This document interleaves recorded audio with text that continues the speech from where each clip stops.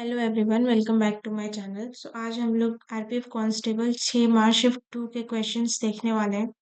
चलिए स्टार्ट करते हैं। पहला क्वेश्चन जो पूछा गया था, who is the writer of गीत गोविंद। तो गीत गोविंद का राइटर कौन है? तो इसका राइट आंसर हो जाएगा जयदेव। उसके अलावा देखें तो कादम्बरी एंड हर्षचरित्र। कादम्बरी और हर्षचरित्र जो है बाणभट्ट द्वारा लिखी गई है। ये कोर्ट पोएट थे हर्षवर्धन के कोर्ट में। और हर्षवर्धन ने खुद 3 किताबें लिखी हैं, रत्नावली, प्रियदर्शिका एंड नागनंदा। आप याद रखेंगे, हर्षवर्धन, रत्नावली, प्रियदर्शिका एंड नागनंदा। और बाणभट्ट ने कादम्बरी और एक हर्षचरित्र लिखी है। अगला क्वेश्चन है, which book is written by Abul Fazl. अभी आप देखेंगे जाकर के, जो मैंने फर्स्ट शिफ्ट की एनालिसिस कराई है उसमें मैंने ये क्वेश्चन कराया कि क्योंकि अकबर के नवरत्न से पूछा था और अबुल फजल इज वन ऑफ अकबर नवरत्न, तो मुझे पता था इससे रिलेटेड कुछ क्वेश्चन आएगा एंड ये क्वेश्चन डिट्टो आया है। तो इसका राइट आंसर क्या हो जाएगा? अकबरनामा या फिर आईने अकबरी बोलते हैं। तो अकबरनामा जो है वो 3 पार्ट में डिवाइडेड है और ये जो थर्ड पार्ट है आई थिंक दैट इज आईने अकबरी। कौन सी लैंग्वेज में लिखा गया था? तो पर्शियन में। तो ये लैंग्वेज भी पूछ सकता है आने वाली शिफ्ट के लिए। अगला क्वेश्चन है, what is the proportion of child population. Child population होती कितने साल की है? तो 0 से 6 ईयर्स जो है उसको चाइल्ड पॉपुलेशन में जो है गिनती होती है। ये क्वेश्चन भी होता है। तो इसका राइट आंसर क्या हो जाएगा? अराउंड 13% जो है वो चाइल्ड पॉपुलेशन है टोटल पॉपुलेशन में से। The total number of children in age of 0 to 6 is 158.8 million. जो 2001 की सेंसस थी उससे 5 मिलियन के अराउंड जो है कम है 2011 वाले में, मतलब डिक्लाइन हुई है चाइल्ड पॉपुलेशन। मिजोरम की हाईएस्ट चाइल्ड सेक्स रेशियो है 971 और सबसे लोवेस्ट हरियाणा की है, ये तो पता है आपको।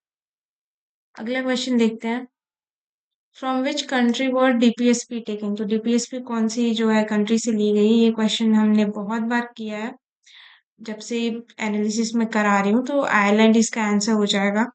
तो जो है आयरलैंड आप याद रखेंगे। उसके अलावा जो है कुछ, जैसे कि हमने जो फेडरल स्ट्रक्चर लिया है, फेडरल स्ट्रक्चर है ना, यूनियन और स्टेट, तो ये कहाँ से लिया है? तो ये हमने कनाडा से लिया है। ये चीज भी आप याद रखेंगे। एक है कि सिंगल सिटीजनशिप हमने कहाँ से लिया है, जैसे यूएसए में है तो वहां पर डुअल सिटीजनशिप चलती है, एक तो यूएसए की और एक जिस स्टेट में रह रहे हैं उसकी। पर हमारे यहाँ सिंगल सिटीजनशिप है। ऐसा नहीं है ना कि यूपी के लिए जो है लोगों को कोई और सिटीजनशिप चाहिए और इंडिया की अलग। तो सिंगल सिटीजनशिप है। कहाँ से लिया है हमने? तो ब्रिटेन से लिया है। ये चीज भी जो है आप याद रखेंगे। अगला क्वेश्चन देखते हैं, from which country did India borrow 5 year plans. तो इंडिया ने 5 ईयर प्लान्स कहाँ से लिया है? तो इसका राइट आंसर क्या हो जाएगा? सोवियत यूनियन, जो कि यूएसएसआर है, अब नहीं है ये। तो सोवियत यूनियन से लिया है। और the planning commission was established in 1950। 1950 में स्टैब्लिश किया गया था और अब इसको हटा के इससे दिया गया 2015 में। मोदी गवर्नमेंट की सरकार ने इसको हटा के इसकी जगह पे है जो नीति आयोग लेके आए हैं। और प्लानिंग और डेवलपमेंट का काम ये देख रहे हैं नीति आयोग। इसको जो है थिंक टैंक भी बोलते हैं। एक क्वेश्चन पूछ सकता है, नीति आयोग के चेयरमैन, याद रखेंगे जो भी पीएम होते हैं ना वो एक्स ऑफिशियो चेयरमैन भी होते हैं नीति आयोग के। तो अभी हमारे पीएम है नरेंद्र मोदी जी, तो वो एक्स ऑफिशियो चेयरमैन भी हो जाएंगे नीति आयोग के। अगला है, in which article is S C S T reservation mention. तो एस टी का जो SC ST का रिजर्वेशन तो बहुत सारी जगहों पे है। तो जो आंसर क्वेश्चन जैसे दिया हो आप उसके अकॉर्डिंग देख लेंगे। जैसे कि आर्टिकल 330 में रिजर्वेशन लिखा हुआ है कि reserve seats for SC and ST in house of people. So house of people में SC ST का रिजर्वेशन आर्टिकल 330। आर्टिकल 332 में है reserve seat for SC ST in legislative assemblies of every state. Article 335 में reservation SC ST का services में है।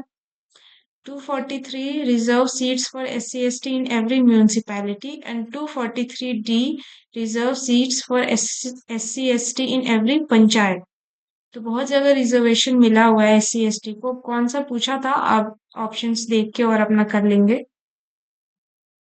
अगला question है, what is Hari Prasad Chaurasia famous for.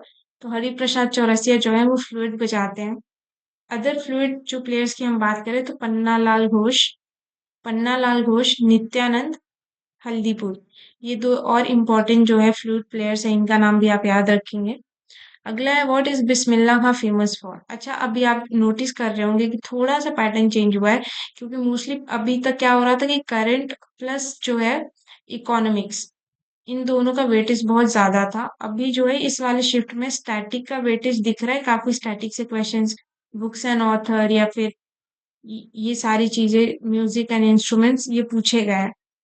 तो थोड़ा सा पैटर्न चेंज हुआ है, उसके अकॉर्डिंग आप अपनी प्रिपरेशन भी कीजिए। तो इसका राइट आंसर शहनाई हो जाएगा। इनका रियल नेम की बात करें तो कमारुद्दीन खान है, कमारुद्दीन खान, और ये भारत रत्न भी इनको मिला हुआ है, ठीक है, 2001 में। आप मुझे कमेंट में बताएंगे कि और कौन से जो सिंगर्स हैं जिनको भारत रत्न जो है मिला हुआ है।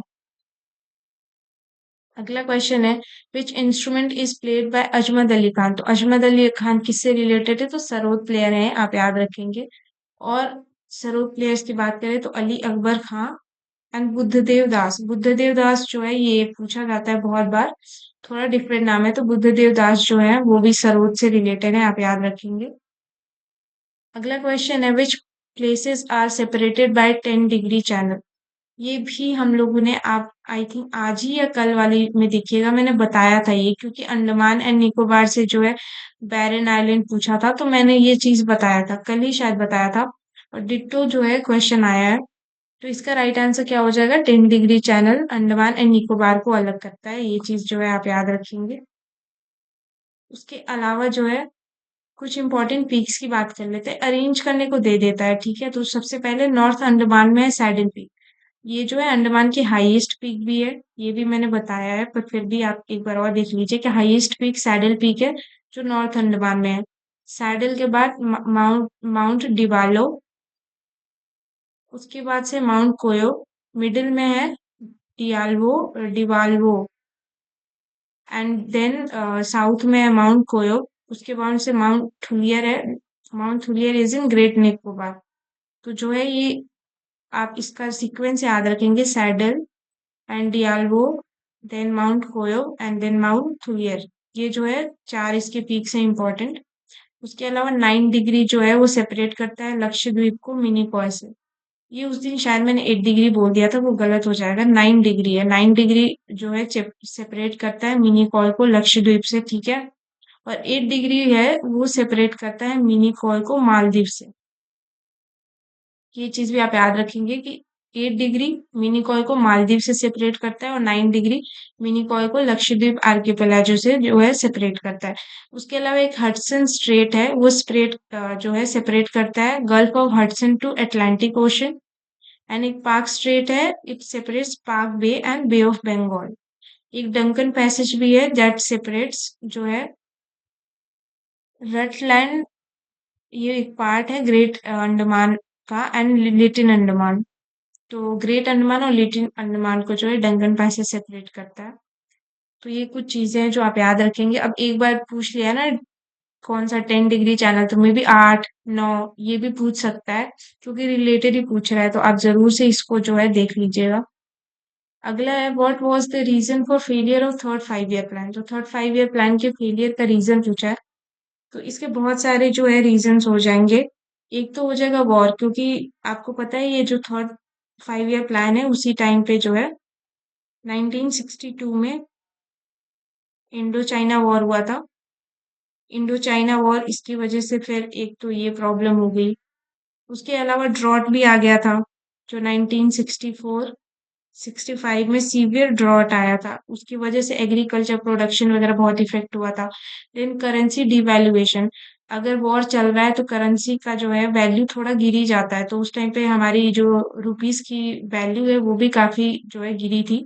उसकी वजह से जो है ये सारे चीजों की वजह से फेलियर रहा था। टारगेट ग्रोथ जो है 5.6% रखा गया था, पर एक्चुअल ग्रोथ कितनी हुई थी, 2.4% ही बस हो पाई थी। तो बहुत सारे जो है रीजंस बोल सकते हैं, इन्फ्लेशन भी एक रीजन हो जाएगा। तो जो भी रीजन दिया होगा उसके अकॉर्डिंग आप देख लेंगे आंसर। अगला है what was the population density of India in 2011 census. इसका राइट आंसर 382 पर स्क्वायर किलोमीटर हो जाएगा। अगर सेंसस का मोटो देखे जो 2011 वाला था, तो आर सेंसस आर फ्यूचर। पहले सेंसस की बात करें तो पहला सेंसस जो है 1872 में हुआ था ड्यूरिंग रेन ऑफ लॉर्ड मायो। तो लॉर्ड मायो द्वारा पहला सेंसस कराया गया था। ये क्वेश्चन आई थिंक ऑलरेडी पूछा जा चुका है, नहीं हुआ है तो मे भी आ सकता है। सो ये चीज आप याद रखेंगे। बाकी अगर हम लोग बात करें पॉपुलेशन डेंसिटी की, तो सबसे ज्यादा कहाँ है? तो वेस्ट बंगाल, देन बिहार। वेस्ट बंगाल, बिहार, इन सारे स्टेट्स में बहुत ज्यादा जो है पॉपुलेशन डेंसिटी है। और लोवेस्ट की बात करें तो नॉर्थ ईस्ट में अरुणाचल। अरुणाचल में सबसे लोवेस्ट डेंसिटी है, ठीक है। अब बाकी आप लोग जो है यूटीज का भी देख लेंगे क्योंकि पूछ सकता है। अगला क्वेश्चन है, which of the following is a kharif crop? तो इनमें से खरीफ क्रॉप कौन सी है? तो जो पैडी, मेज, ज्वार, बाजरा, तो ये सारी जो है खरीफ क्रॉप्स हो जाती हैं। And they require high temperature above 25 degree Celsius and high rainfall for growth. अगर खरीफ की बात करें तो रबी क्रॉप्स की जो है बात कर लेते हैं। रबी क्रॉप्स ये विंटर क्रॉप्स होती हैं जो अक्टूबर के टाइम पे जो है सो होती हैं, ठीक है। तो रबी क्रॉप्स में वीट आ जाता है, बार्ले आता है, पीस, ग्राम एंड मस्टर्ड। रबी पूछा है तो खरीफ पूछा है तो रबी भी पूछ सकता है, तो आप ये भी देख लेंगे, याद कर लेंगे। अगला क्वेश्चन है, which festival was started by Tilak for national unity? तो ये कौन से? तो एक तो गणेशोत्सव एंड शिवाजी उत्सव हो जाएगा। क्वेश्चन आई थिंक ऐसे पूछा हुआ था कि शिवाजी उत्सव जो है कब स्टार्ट हुआ था, तो आप याद रखेंगे कि ये 15 अप्रैल 1895 को जो है तिलक द्वारा स्टार्ट किया गया था। इसकी वजह से तिलक को बहुत क्रिटिसिज्म भी मिला था। क्रिटिसाइज इसलिए किया गया था क्योंकि आप ये नाम देख रहे होंगे, ये सेक्युलर टर्म्स तो नहीं है, ये पर्टिकुलर हिंदू कम्युनिटी या मराठी कम्युनिटी द्वारा मनाया जाता है। तो इसकी वजह से ये था कि उनके सेकुलरिज्म पे सवाल बहुत उस टाइम पे मतलब उठाए जा रहे थे।